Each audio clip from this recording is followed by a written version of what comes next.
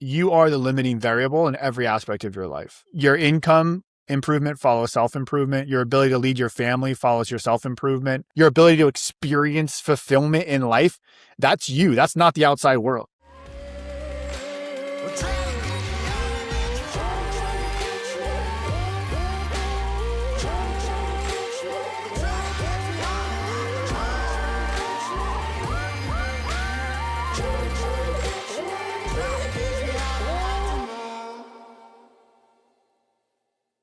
Welcome back. We're finishing the day of the, we love doing in studio, but we're finishing the day today with just an awesome guy. I think we're going to end up here and find out what a warrior's mindset. It just happens to be it's a book he wrote, but you can't write that book and stand up the meaning behind it without developing that in life. So I'm pumped to introduce Sean Patton.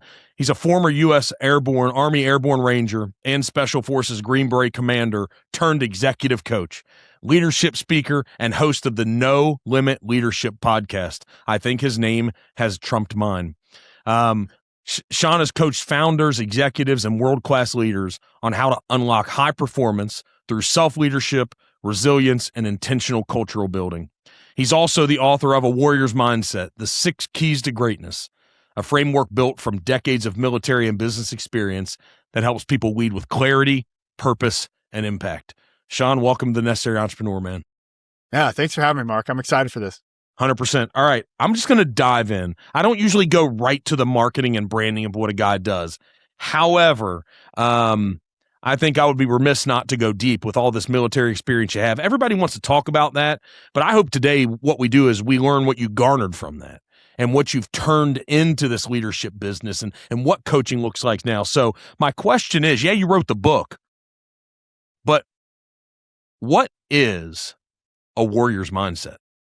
Find a warrior as someone who fights for a noble cause greater than themselves. I think that aligns with who we are as human beings. And I think when we realign to that, when we have this noble cause or a purpose or some outcome, something that is bigger than our own selfish gratification that we are striving and struggling toward, we are at our best selves. And I also think we're at our most fulfilled selves when we're doing so.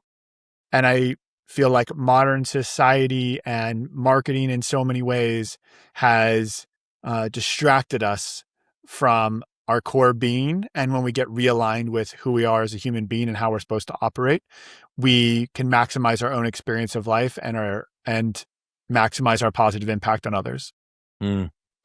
What's your life look like taking that warrior mindset? What I want to dig into today, did you have it before the military or did it evolve and develop? We'll go there. But what's it look like today utilizing this mindset in the civilian world after you left that part of your life? Because that's what you're coaching and teaching now. So what's that look like applied now? Because it seems tough and gruff and a hard outer core, but let's go into it on how that's applied and what that looks like and how it reveals itself in the everyday life of being a human in this normal world.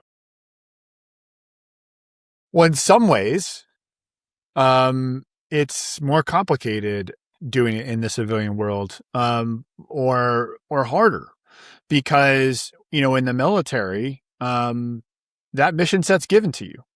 It's a given. Like you've been given a mission that is, and especially when I was in, special operations, special forces, like we're accomplishing big real world life and death things, and you're serving and striving to be the best you can for the survival of the people next to you. Like the higher purpose, it's like given to you. Like the mission set's given to you. All you have to do is execute. What makes it more difficult in some respects in the civilian or like real world is you have to create it. The world's not going to give that to you. And so it takes real intention to do the work on yourself to establish your own worldview. Like how do you believe the world works? And how should it work? And what role do you want to play in moving us from our potential as a world to what we could be?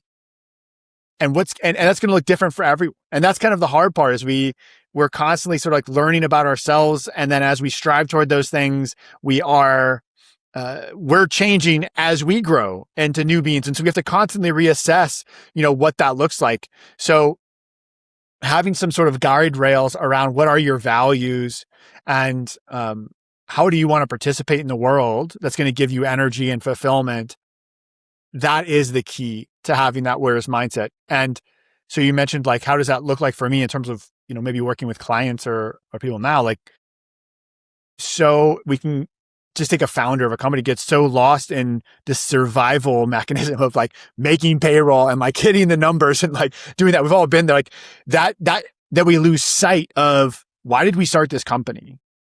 Like what impact we start a company because we're trying to create value or solve a problem in the world. And money becomes a byproduct of that, because if you get too locked into, it's just about, I don't know, like a bigger house or a faster car or how big my company can be, or when I hit $1 million in revenue, then I'll be legit. Like all of those stories we tell ourselves, we actually are, then work becomes something that takes energy from us. And even if we're striving and we think that like that newer house or the new car, which is awesome, like it's cool to have things. Like I want things. I want to make money. Like I like making money. I like having businesses that are successful. But one of my businesses is that I co-founded and co-own is a series of jujitsu gyms in Nashville, and yeah, it makes money, and it's at a point now where it's got a CEO and a GM, and man, I just teach classes a few days a week. I show up at my board meetings. I get my distribution check. Like it's awesome. And that is cool. But what's really cool is when I show up and there's 100 people on the mats, or a parent comes up and tells me how the confidence in his teenage daughter has been transformed because of the work we're doing. Yeah. Right? Like that's what matters. It sounds like you're talking about mission driven. And let me try to, being in the civilian world, not ever being in the military where you live for so long, that it formed your mind and brain. Right? It almost formed the guy who's here. But what we're all looking for is these elite outcomes all the time. It doesn't matter. A mediocre performer still is envisioning this elite outcome. It's one of the most frustrating things in leadership, right? But something that just happened in this world that you weren't involved in this one, but probably in the past you were involved in ones you don't talk about, with Maduro in Venezuela.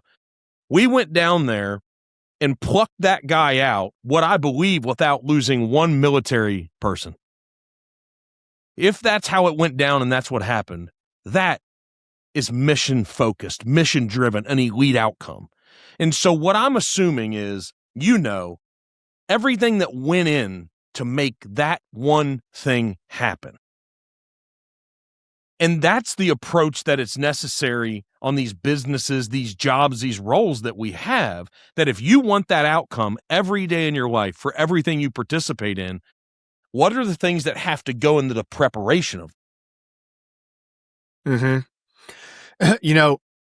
I love that call out because it's so funny. Literally minutes before we recorded this, I finished, we're hopefully going to sign another contract, but I finished a contract that has been renewed several times with the company for me to do leader development training with them. And we just did like the end of it because it's going to change form now.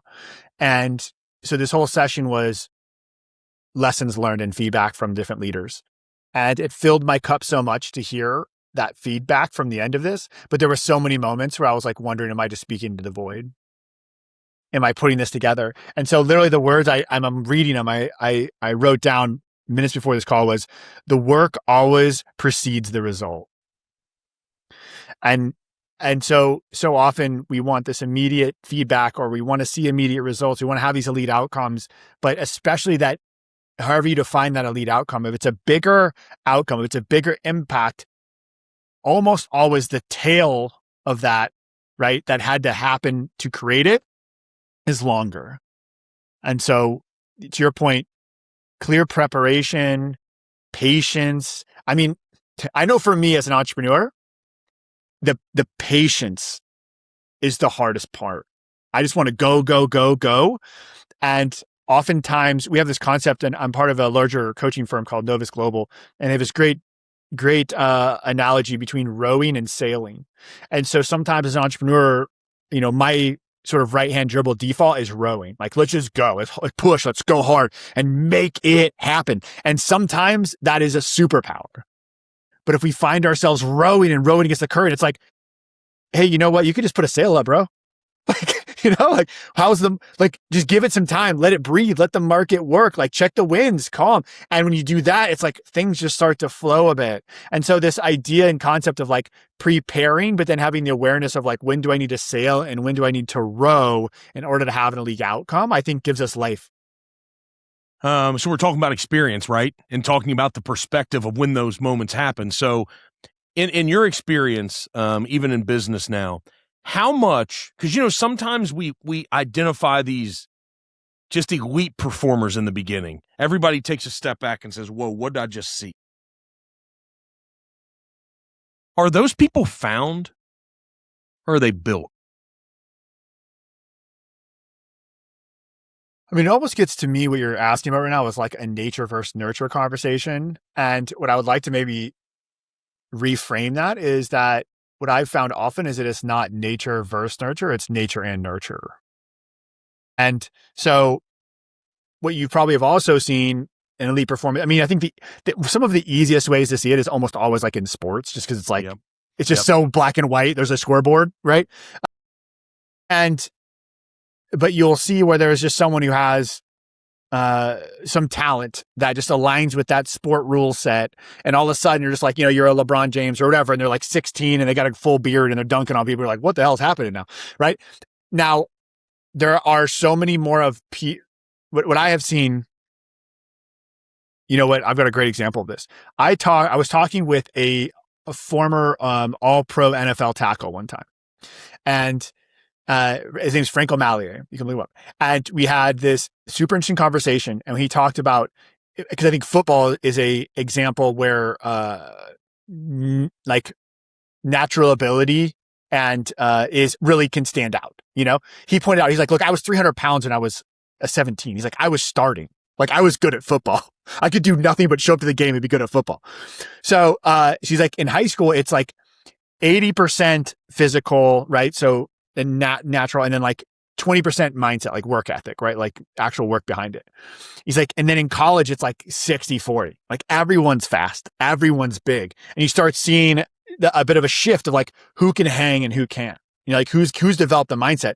And so often the people who had an easy jump because they are more naturally gifted at something didn't develop the habits, the mindset, the routine, the preparation to facilitate that because they could just kind of wing it and get by. And then they hit a ceiling. And he's like, and then you get to the NFL, it's 90% mindset, 10% physical ability. Everyone's big, everyone's strong, but you see people that cannot handle being a professional at that level and putting in the reps because they were just always so big and fast and the things were easy.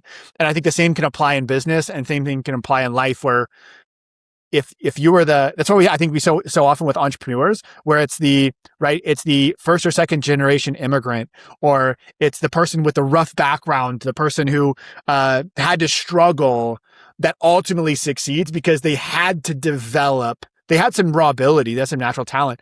And I think it's very hard to have none of that and overcome that. Like, so you'll hit a certain ceiling, but man, when you have both, that's where the magic can happen. That's elite.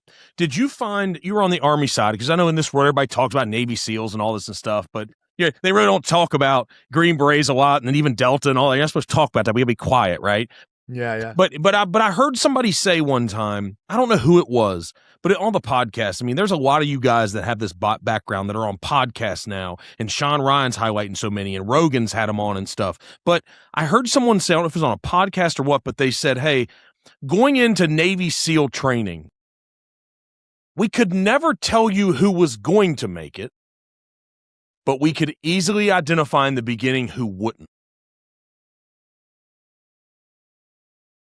And they said it was always the ones on the outside that were big and buff and things had come easy, and they came in with these big attitudes. We can identify them instantly, and none of them ever made it.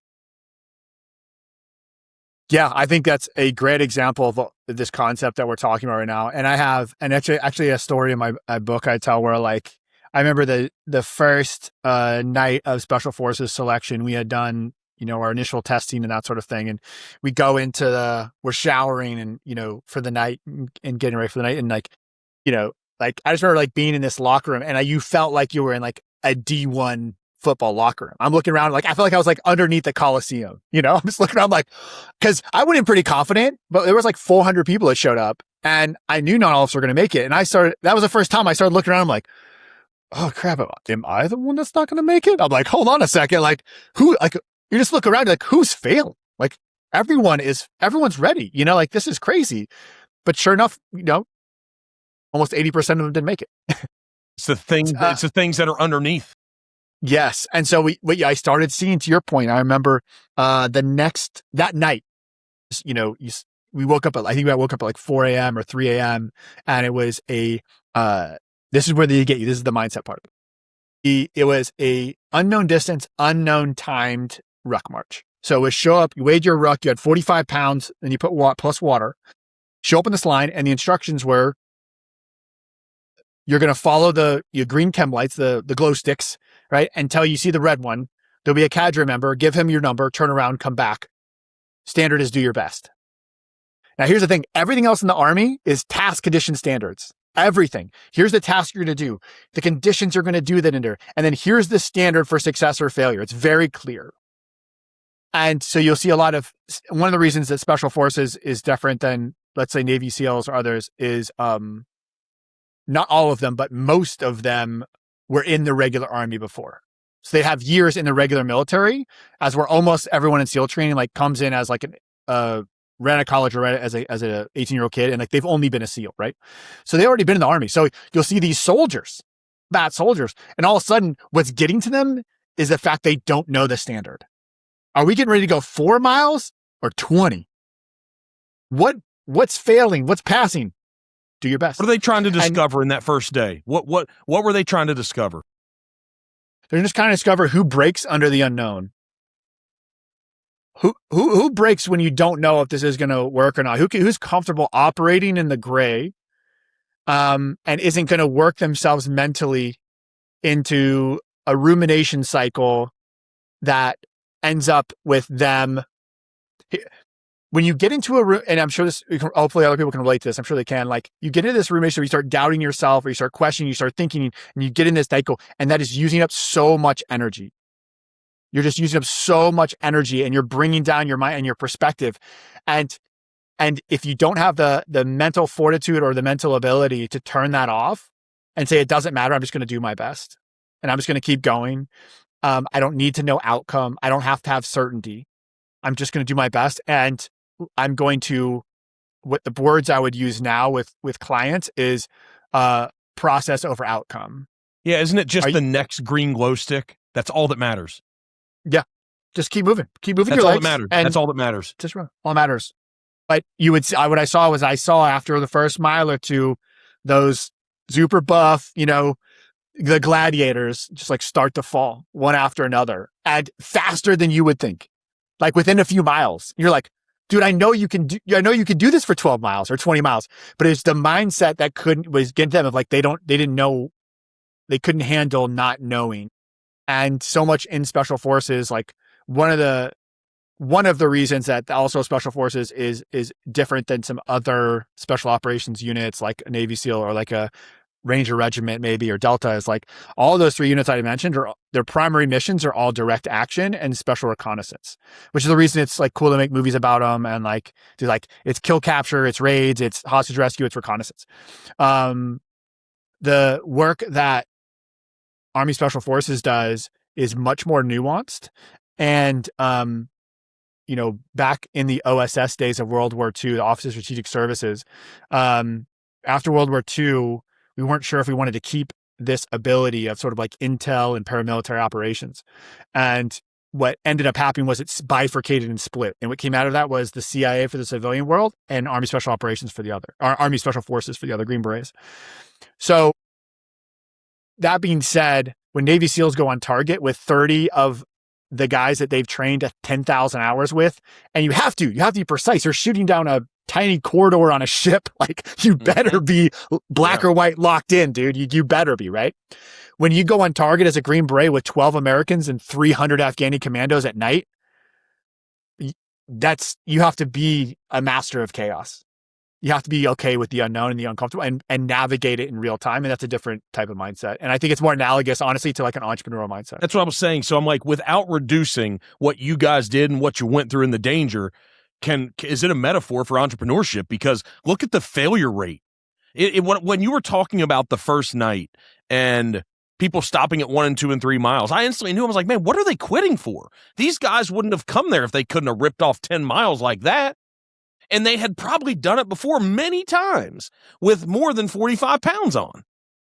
And so, and I'm like, man, in entrepreneurship, it's not a failure rate. Sorry. It's a quitting rate. And I'm not trying to be an asshole, but that's just what it is.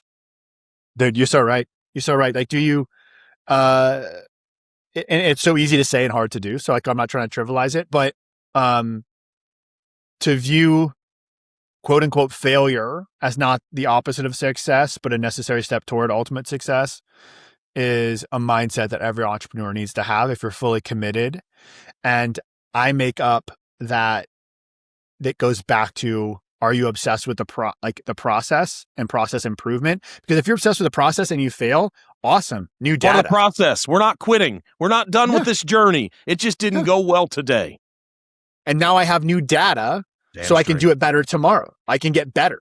So we're valuing growth, right? Over that. And so many times what's very hard, and this is maybe a crux of where I think I can speak my own experience where I've gone wrong with it. I don't know if it's related to you. I'm sure it relates to others. Is when I tie my personal value to that outcome.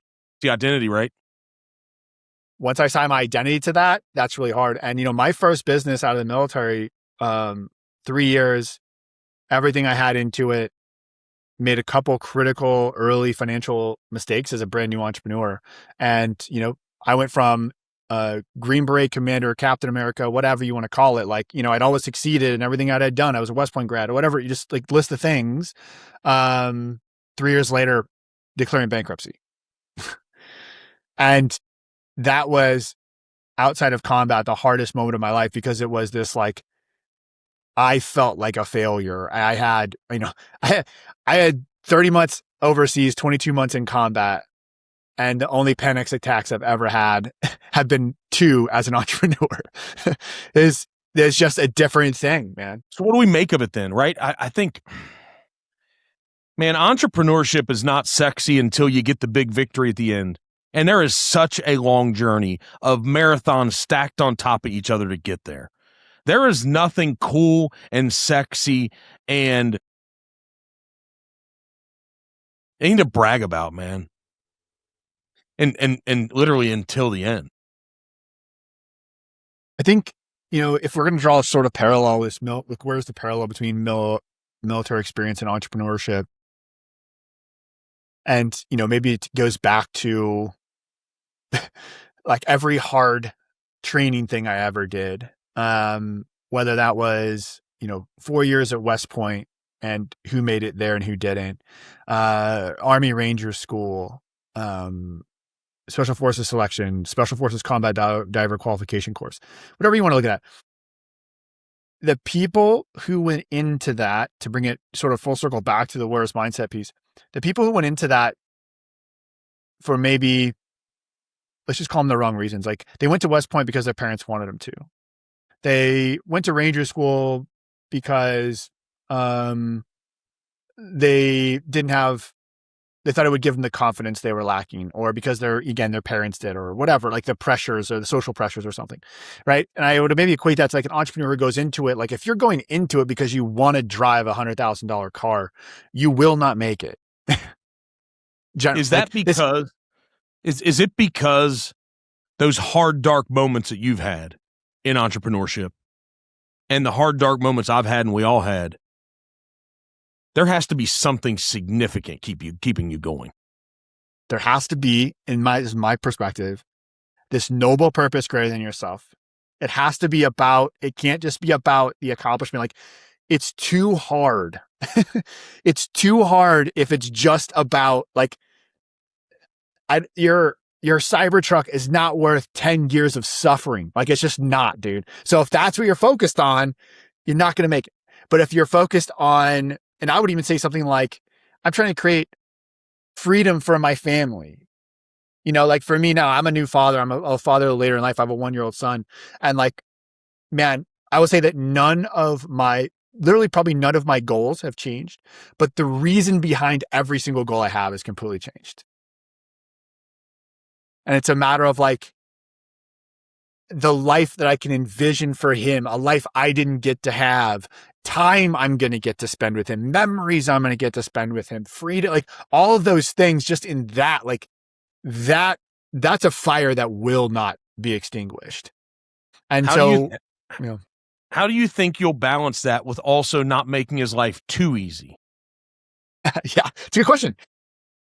I think it's to be very intentional. I remember when I first time, not that I'm, a wealthy man by any stretches, maybe one day, but as I started spending time with, just to say, people with, that had already made all of their, a lot of money, or high net worth, high net worth folks, or, made it the old fashioned way through inheritance,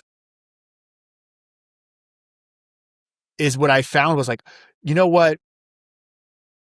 Actually raising kids when you have a lot of means to give them is very hard, because you have to go against your DNA, like your genetic predisposition, which, we were designed to live in a world of scarcity. And so your natural tendency is to give your kid everything, because that's how we survived, and I grew up with a single mom in a small town in Kansas who I watched her, work full-time as a waitress and bartender to put herself through undergrad and grad school to be a school psychologist to work with special needs kids without any financial help from my biological father.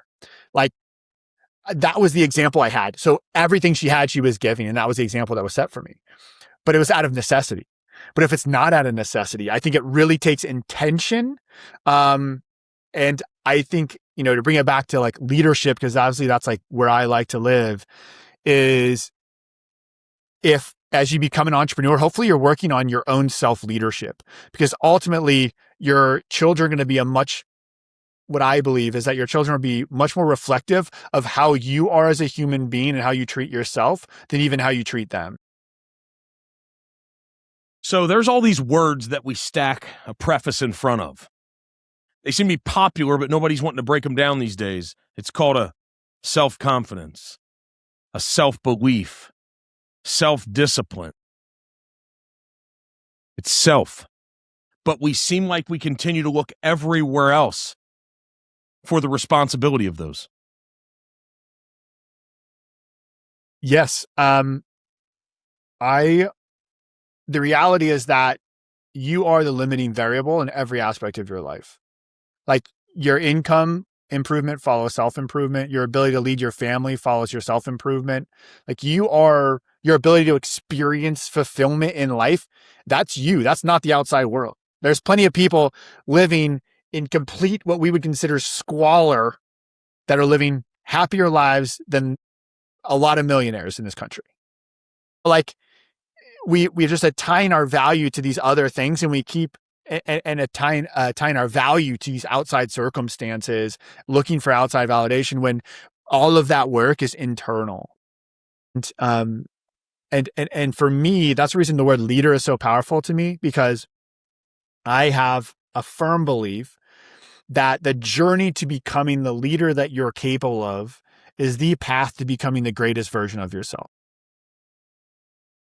And if you think about it, even if you think of word like manager versus leader, if you had to say, think of a manager, think of a leader, you think of different people. And do you want to manage your family, or do you want to lead your family? Do you want to be a manager in your community, or do you want to lead your community? And do you want to be a manager of people in your company or in your business, or do you want to be a leader who invests in others? And if you step up and you put on the mantle of leadership, you start holding yourself to a higher standard of being. You automatically elevate the decisions and actions that you take. And so I encourage people, my message would be to establish what is your journey to becoming the leader of yourself that you're capable of being, and commit to that journey. And kind of like we talked about with business, where like the money is the result. Everything else is the result. The better relationships are the result. The healthier family is the result. The healthier business where people actually enjoy showing up and working is the result. Like all those things, the better world is the result. A better experience of life is real of you focused on how can I be the best leader of myself and others. what does self-improvement look like for everyone? Let's just say we like using 0 to 10s. There's 0 to 10, and every one of us humans, we're somewhere in here. What does responsibility of self-improvement look like for anyone, no matter where they're at, from 0 to 10? I love that. It's a great question. I will go back to the framework that I set up in my book, because that is what makes the most sense to me. And that's what I've developed. And to me, it starts with gratitude, a perspective on gratitude. You can always come back to gratitude as your infinite fuel source. Like anyone listening to this podcast does not have problems of scarcity. You have problems of abundance, but it's hard to recognize that. So we have won the lottery of the human experience. There have been 100 billion humans that have walked the earth, and almost every single one of them struggled for survival every day with a pointy stick. You were given this civilization. You were given this freedom. You were given this quality of life. So if you always come back to gratitude, that's your driver, then you're going to be driven by love and not fear. So that's one. So I think that has to start there. The next one is internal locus of control, right? Focusing on maximizing your outcomes by focusing on only what you can control. You can't control the market. You can't control what war is going on. You can't control other people's behaviors or opinions. You can control you. And any time wasted on that other things is wasted time, energy, and effort. So internal locus of control, North Star, having a noble purpose greater than yourself that you're striving toward. Without that, you're lost, right? Selfish gratification will never lead to true fulfillment. And then self-discipline. So how do we turn dreams into doing, right? Like execution. And so a commitment to what does self-discipline look like for you? What are your habits?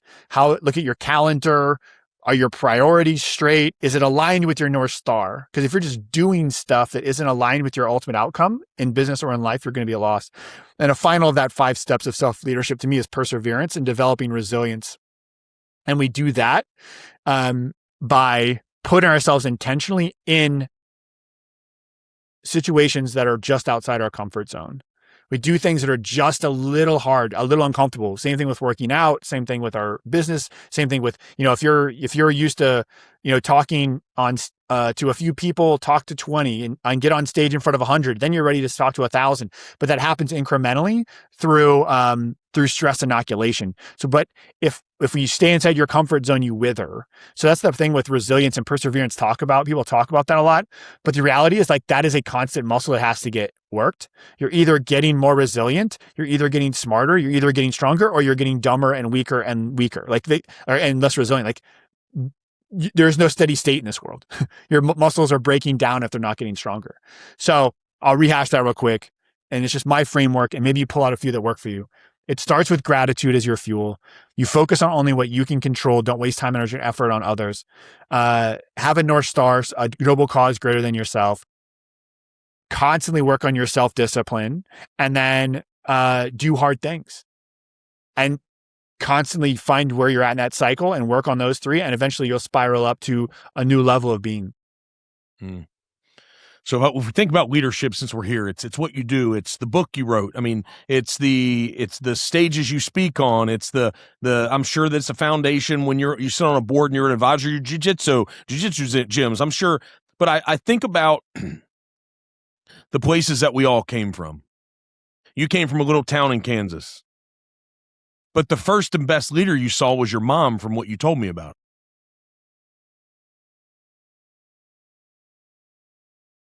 From all the people that you've seen succeed around you, not just in the military, but in gyms, and were they all influenced early by a leader that maybe we wouldn't have considered that they were in a leadership position? I hesitate to say all or always, but I will say that, because here's what I've also seen. Maybe if I had to make a counterpoint to, is that true or not? It would be, I also have seen a lot of people that maybe were influenced on the negative side. Maybe they had the parents or the dad that was like, I don't want to be like that. I actually use a great example. A longtime business coach, John Michael Morgan, shout out to John. He grew up with a father who built a very successful company, but his whole value for his dad was his work. So he was never around. So he didn't even know his dad. even though he had a dad and he was at home, like he was just always working. And so that was because of that example, he said, I'm not going to be that. And so he instead is, intentionally a present father and leads differently. So I think that, I don't think I don't want to let anyone off the hook by saying like, well, I haven't had a good example. Like, well, I didn't grow up like that. I didn't have but you've seen like, that is almost an external locus of control of like, well, I need to have this good leader. What a lot of people have seen is they've been a part of a company that had terrible management and leaders. And they were like, well, I know what I'm not going to do when I get in charge and I move on. Right. So I think it does come back to those lessons are out there, and you can constantly ask yourself, going back to our own previous conversation on progress versus our process versus outcome, is you could always ask like, how is this for me? I have an awful manager. How can I learn from this? Oh, I just lost my company. How can I learn from that? I just made $100,000. Easy. Interesting. What can I learn from that? Right? Like there's always a lesson. And if we're constantly looking for it, we'll find it. Yeah.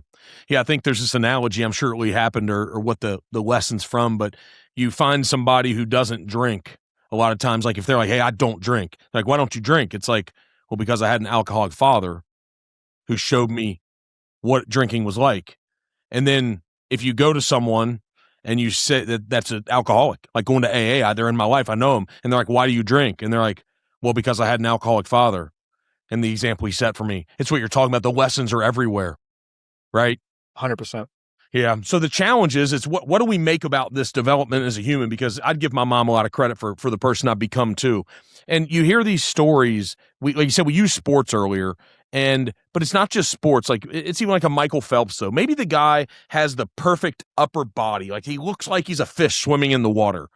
But then if you hear what he talks about his training regimen for a decade or something, like I think there was something like a decade that there wasn't one day that he wasn't training in the water, not one day. And then we see the outcome of his life and all these gold medals and stuff. But not everybody's going to be a Michael Phelps. So I'm asking Sean Patton, what's the in-between?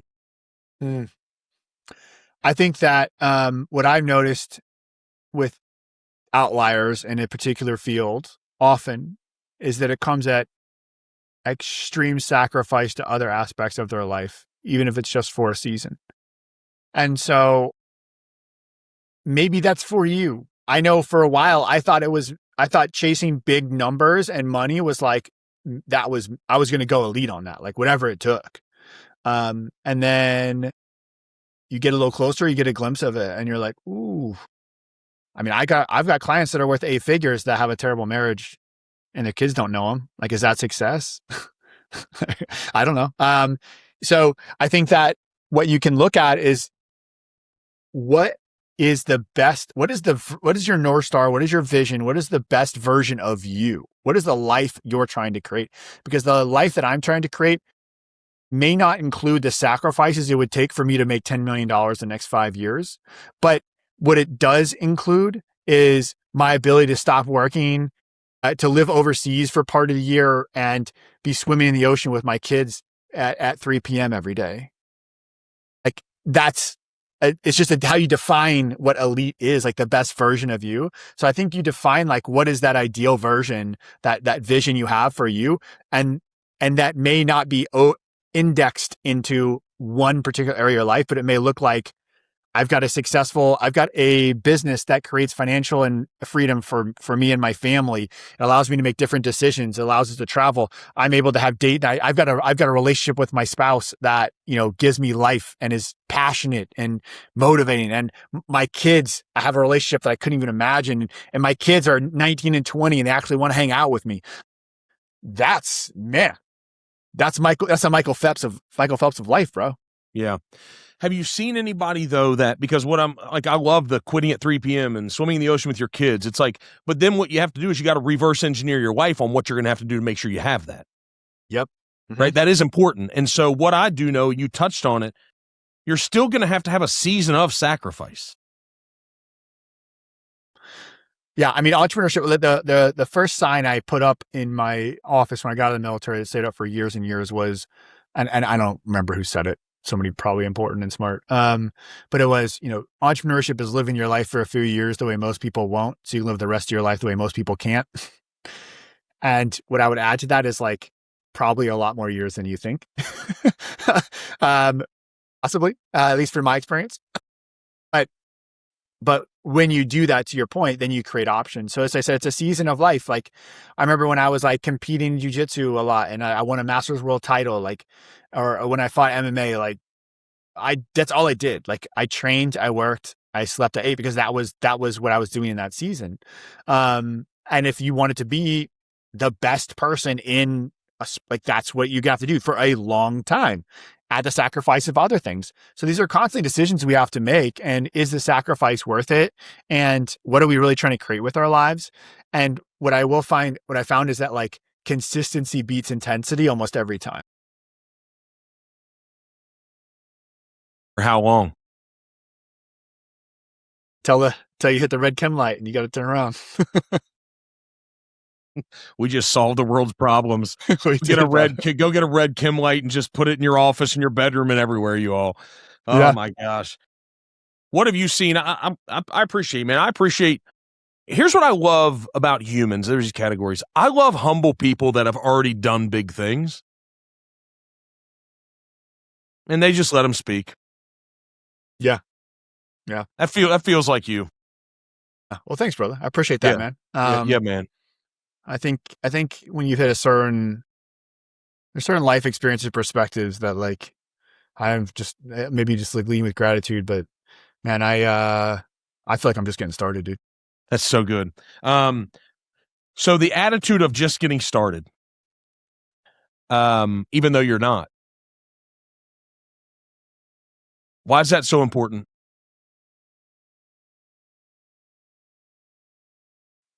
For me, it's like exciting.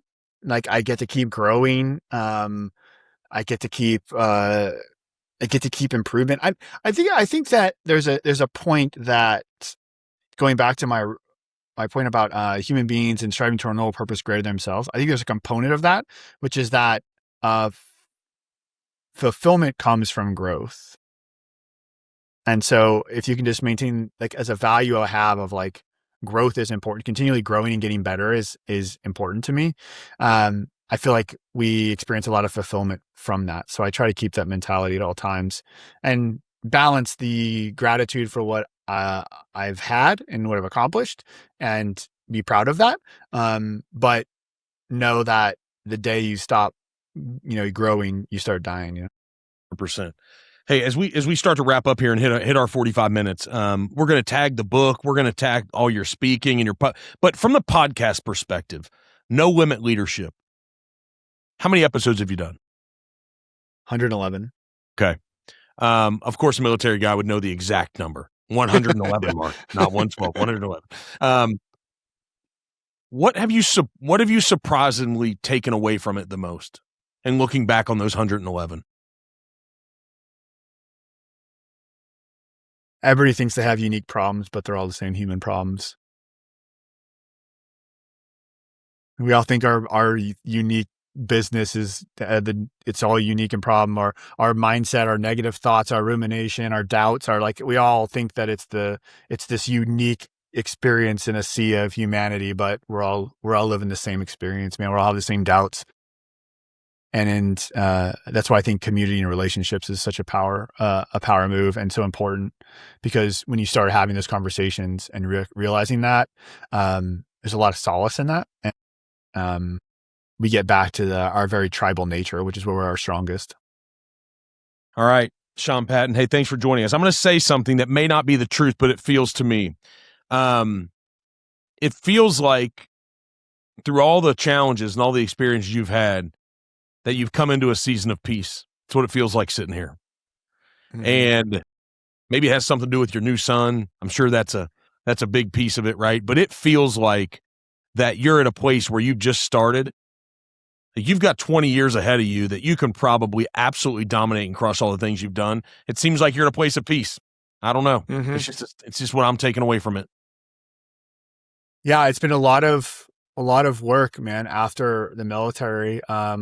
And shifting identities and just continuing to Um, I mean, I was in a lot of respects not in a great place mentally when I got out of the military. And then I had the bankruptcy, and I got divorced right before I got out of the military. I mean, and survivor's guilt is real, and I would just say that eventually, like, continuing to come up with a worldview and a perspective on life, um, that just being here, the experience itself is the value, has really helped me get to a place of peace. All right, Sean Patton, thanks for being a warrior of leadership. Thanks, brother. Thanks so much, Mark. Appreciate it, man.